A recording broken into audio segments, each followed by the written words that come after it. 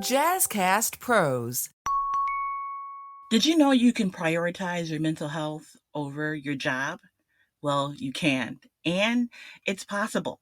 Possible in a couple of ways, but we're going to talk about two today.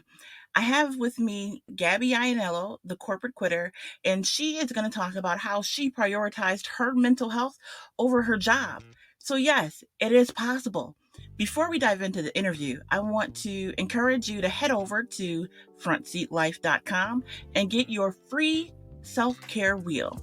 I talked about the self-care wheel in the last episode, and I want to make sure you get the opportunity to be able to get your wheel to do your own self-care assessment whenever you have the time. So head over to frontseatlife.com and grab your free self-care wheel. And here on Living the Front Seat Life podcast, this is the place to get everything that you are looking for to secure your mental health, increase your mental health, and live the life that you desire. My guest today is Gabby Ianniello. Today, we're going to talk about, again, how you can prioritize your mental health. If you're managing people, how to create a healthy mental health space for your employees, how to be your authentic self, bringing all of you to the workplace. And if you're ready to take the leap and become a corporate quitter like Gabby Ianniello, she gives you all the goods today. You might have seen the corporate quitter on Good Morning America, in the New York Times, the New York Post, CNBC. She's been everywhere. Welcome to Living the Front Seat Life. I'm your host, Kelly Marie, and I invite you to take this journey with me. We're going to be talking about all things mental health and emotional well-being. You see, I am a overcomer.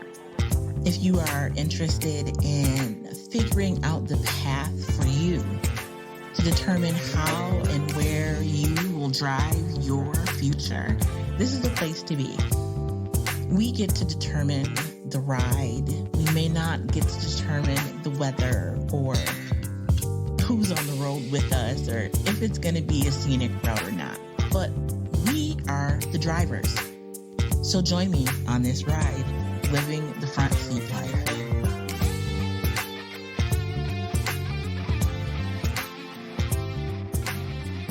So Gabby Ianniello is known as the corporate quitter. She's the host and founder of the Corporate Quitter podcast. And after 6 years of living in New York City, she quit her cushy corporate job in February of 2021. Yes, the pandemic, right? And she started podcasting as a hobby, which unexpectedly exploded. It became a full-blown business within 6 months.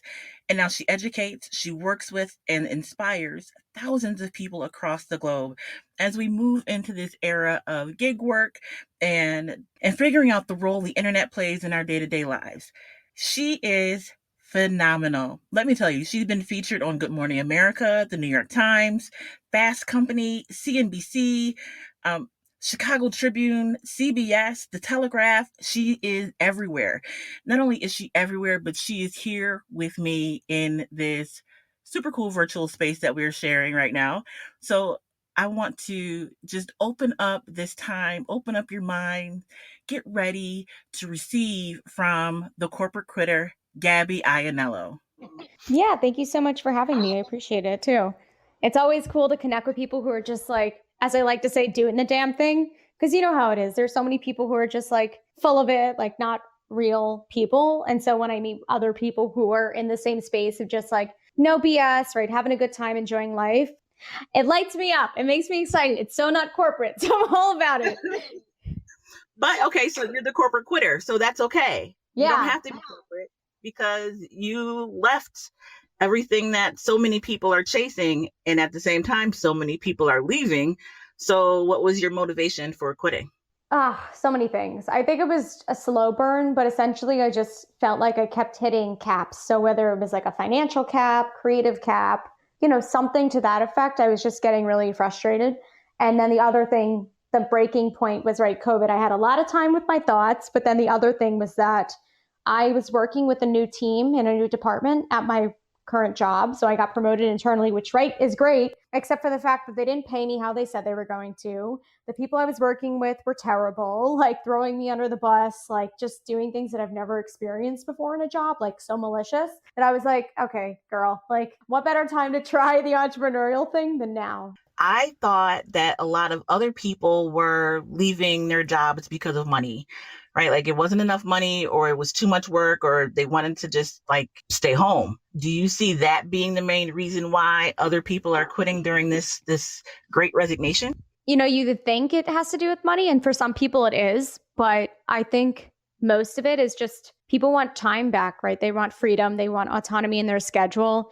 They got a wake up call of what's most important in life, which is right, your family, your friends, like actual experiences instead of just basically working until you die, which has been like the thing lately. I feel like everyone's burnt out and overworked and undervalued. So I think it's more so that internal soul searching, if you will, as opposed to the actual money thing. Because most people, like myself, I didn't have anything lined up when I quit. I was like, okay, I'm going to use my savings, kind of going to figure it out. If I need to pick up gig work, that's great. But like, let's see what happens, right? I didn't have anything lined up. So money wasn't the driving factor. And you mentioned something that just made me think of a friend of mine. It used to be like the boss move to have all this vacation time stacked up and sick time. Like you always went to work and they can always count on you. And I have a friend that has hundreds of hours banked. I can't even understand how you can work every day without taking a vacation and time off. I may have at most at any given time, like 2 days. I have to prepare to save up for time. But that used to be everybody was saving their time and giving everything to their employers, but they weren't getting anything back from the employers. Like it seems like the mission and vision of all these organizations didn't ring true to like the everyday employee. Yeah, because you know how it is. It's tough to be working as hard as we are, especially New Yorkers. Like we're always hustling. And if we're not doing a lot in our job, we have commitments outside of our job that take up our time. So as human beings, we need rest. It's just part of our body and our physiology. And so when we don't give ourselves rest, it breeds like infection, disease, mental health issues, all of this stuff. And so with people who don't have the ability to take sick time or paid time, or even maybe in this case with your friend who like, she probably wants to take a vacation, but she knows if she takes it, she might be penalized, which is like ridiculous because corporate will say, we want you to take vacation, right? We want you to prioritize mental health, but then they kind of reprimand you and kind of will skirt around you when promotions or things come up because you've taken yourself as a priority. But then the other side too is like, what if you use all your PTO and then you don't have any left, right? It's like we have to be really strategic of when we take our time off, which isn't fun because, right, there are things that come up in life, different opportunities, different experiences. This person gets married, this person has a death in the family, which is right, an unforeseen circumstance that no one wants to go through. But the fact that you have to plan things out so methodically and do it under the guise of what corporate is telling you to do is not ideal. And I think people are realizing I want to go with the flow, right? I'd rather make less money and have more fun as opposed to just, again, living to work. I feel you on that. I really do. And that's really a part of what living the front seat life is about. Understanding that you are the driver, you decide whether you go left or right, you decide if you're going to dance in the rain or, hide and cover in the corner, you decide and control how you live. And so many people are starting to, like you were saying, the light turns on and they see that there's so much more to life than what they've been living. So I want to switch it back over to you a little bit because I love your story. When you quit, what did you do? Like, what was your first I am free thing that you did?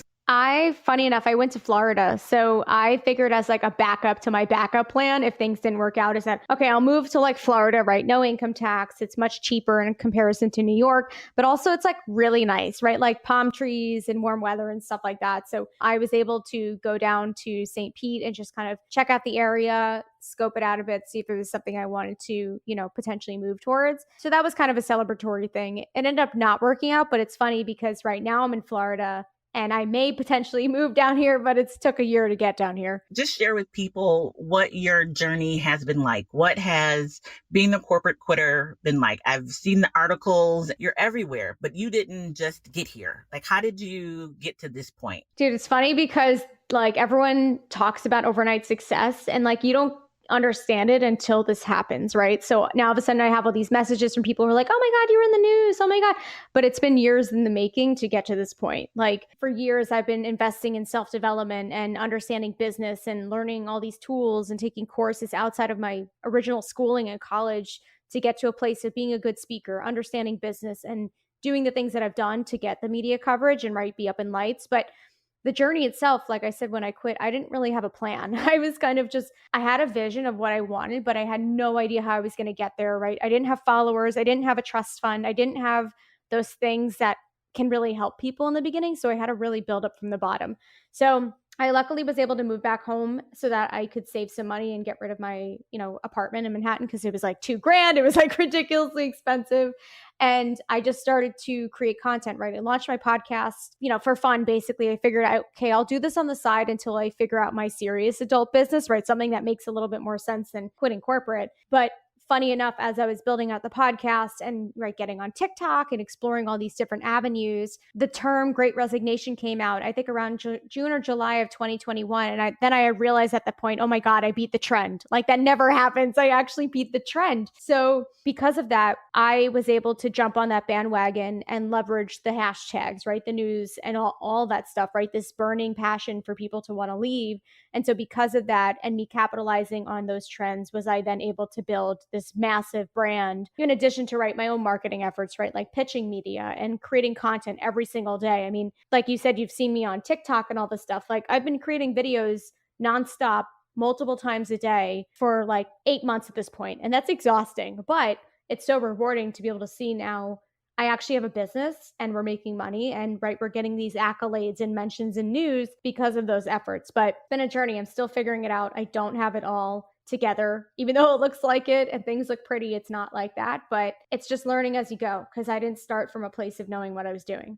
And so are you telling people to just do it? Is that the advice I'm hearing Like, from you you? mean just quit and start creating content or something like that? Or just because it's definitely a little bit of both, because I'm sure both you and Jazzy know that things that we learn in textbooks, like things that we learn in college or, whatever it is great, but it's not nearly as effective as life experience. And so what I found from just not only quitting and purging my old corporate self, who wore pencil skirts and did the as per my last email, right? Use all the corporate jargon, was not only I was able to purge that and find my true real self, who was not fit or stuffed into a box that corporate made me be in. But then in addition to that, I was really able to build as I go, right? Learn business as I went along, which is 10 times more effective than going to school or trying to do it on the side. I quit and I went straight for it. So I had no other option, right? It kind of lit a fire under me to be like, hey girl, you got to make this work, because if you don't, you're going back to corporate. And that was my worst case scenario. So it forced me every single day to wake up and work on this thing. And that's, I think, part of the reason why I worked. There's a great phrase: if you treat it like a hobby, you get hobby results. And I didn't want this to be a hobby, right? I didn't want this to be a cute little, oh, so cute.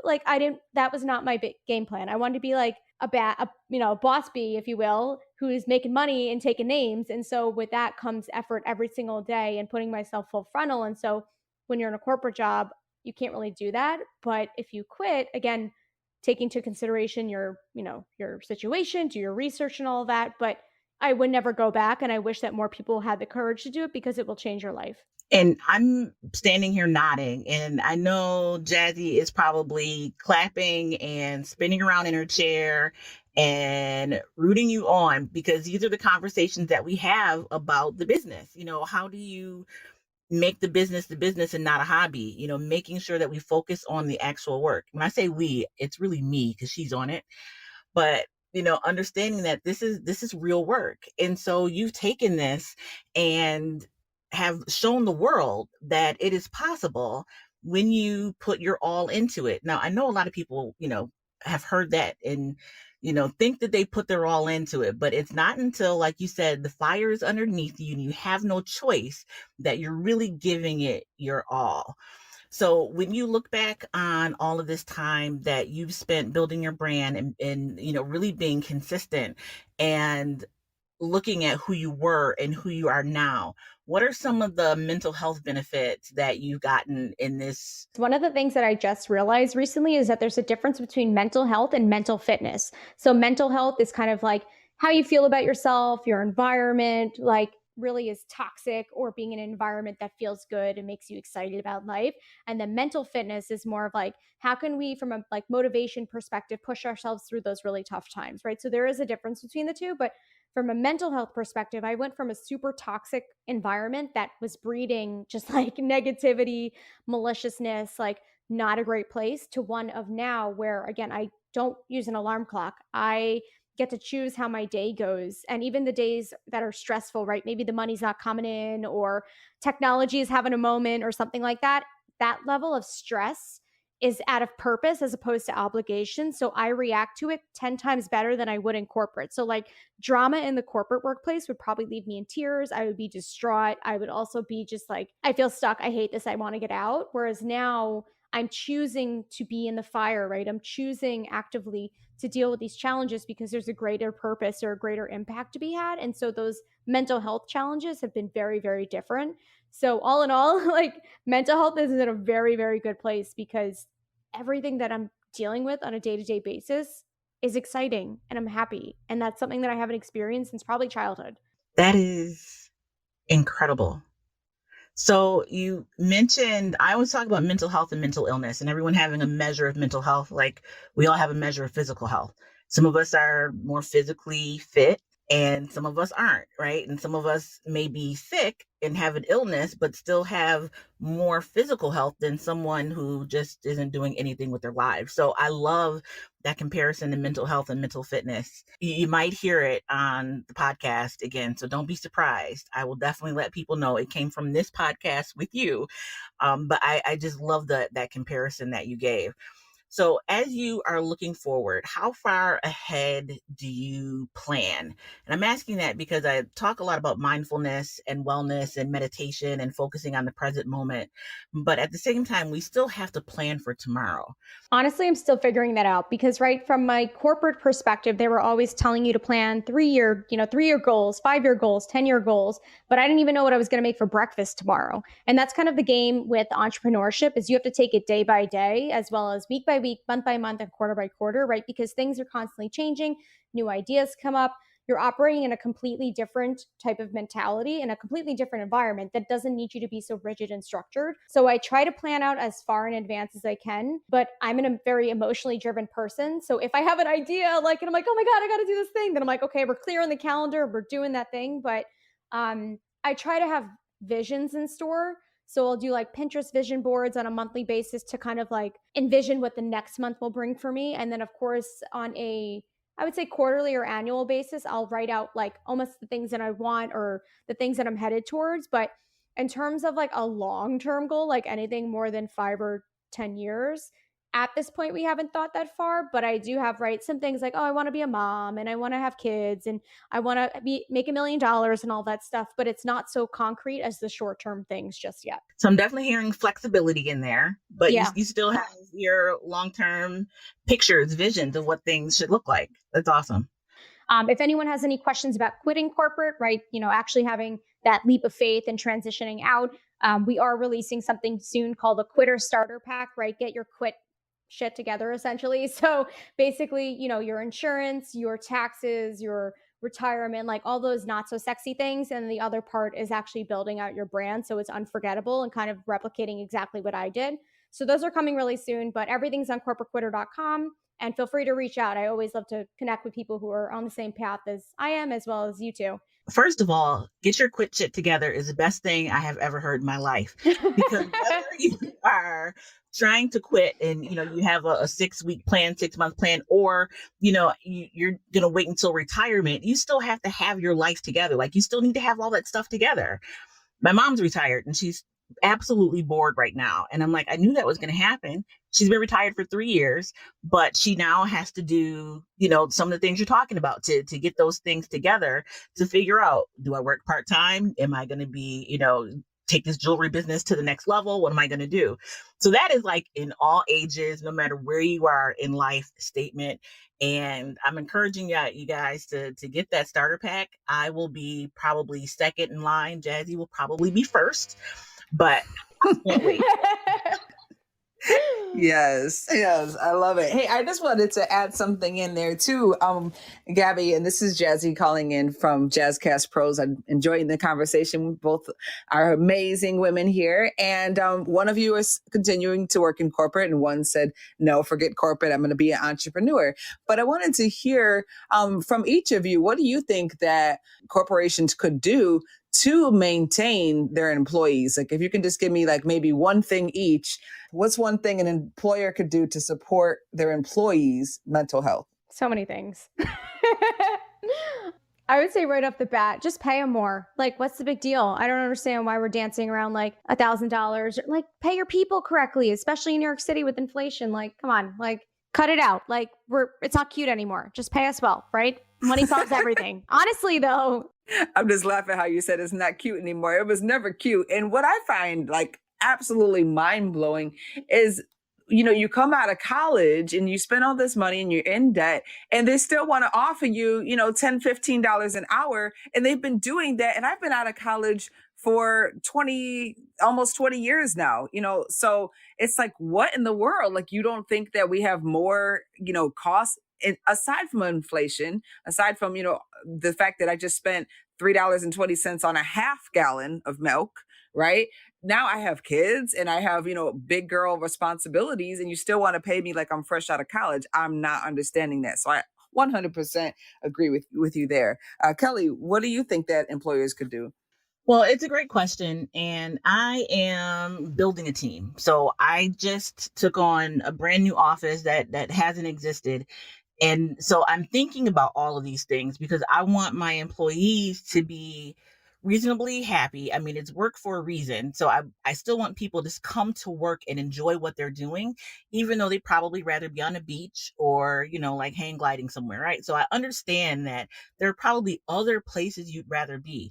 But since you've chosen to be here with me, I want it to be a good experience, right? I want to make sure that when you need to talk to someone, you feel comfortable coming to me, that you can speak your voice and not feel that you have to bite your tongue or you can't bring who you are, all of you, to the job. Like, that's why you're here, because of who you are, and you should be able to bring all of you to work.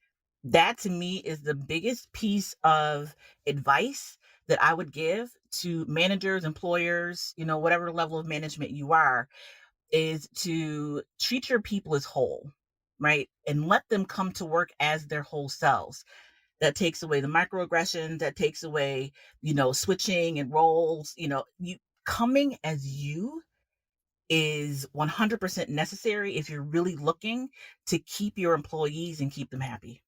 I 100% agree. And I'll just throw in a example working in the news. And, as a Black woman, you would always feel like I have to straighten my hair every day. And just in the last couple of years, some Black women are now allowed to wear their hair natural, or they're allowed to wear braids, and they're allowed, to show up as their real authentic self. And I've been seeing how much essence it brings, especially to these Black History Month tributes and specials that all the news outlets are trying to do nowadays. It just looks so much better to see these women come, as their authentic selves when they're presenting stories, especially about the Black experience. And it makes a huge difference. But I know code switching is still a thing. It will probably always remain a thing. But I think that that's a great first step, is just saying, hey, you are welcomed as you are. And appreciate it. It's all a part of the reasons why people are leaving. Gabby, said it, not being appreciated. $1,000 to do a whole lot more up front. It ends up being a slap in the face after you say, here's my notice, right? There are things that we can do to really change the lives of our employees. And then understand that, some of them, their goals may be to quit. So we need to encourage that and help and pour into that part of them as well. So Gabby, before we disconnect and go on about our separate lives, I would just say, go with your gut.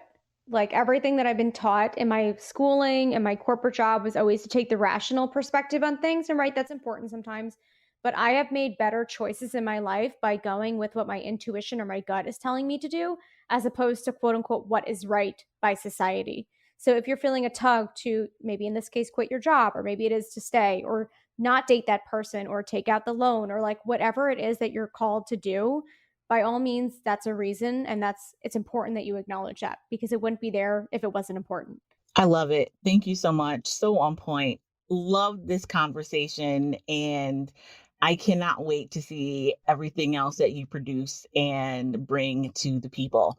So before we go, let them know one more time how they can follow you, get in touch with you. Yeah, thanks so much for having me.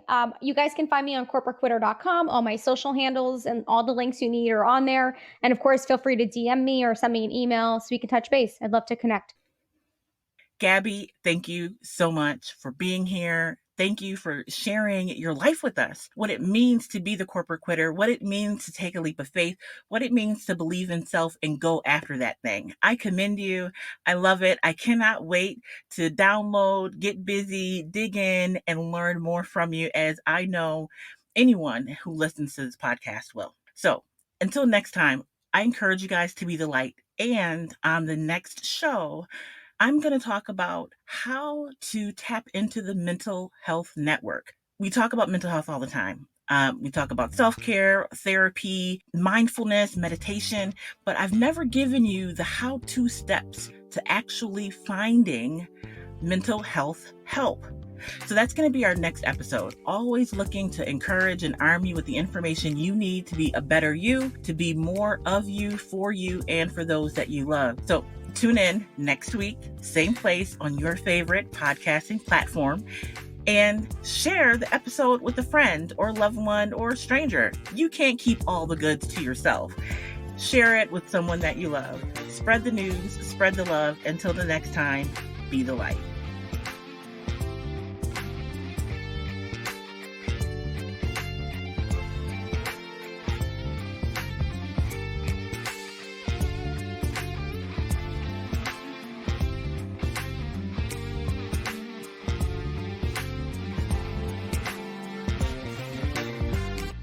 Welcome to Igniting Hope Radio, where we realize the differences between equity and equality. Here at the Buffalo Center for Health Equity, quite frankly, we don't want equality, we want equity. Well, why is that?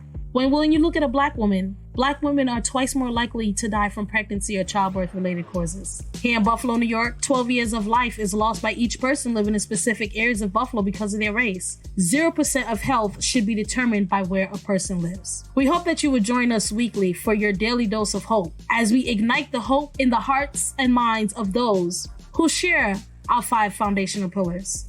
Pastor George will be joined by national, local, and global leaders who are experts in the field of social determinants of health, such as education, unemployment and job security, food insecurity, housing, basic amenities, and the environment. We want equity. The only way to change hearts and minds is through emotional engagement, to get people behind it, and continuously support the concept with facts. This is our aim and our mission weekly as you join Pastor George on Igniting Hope Radio.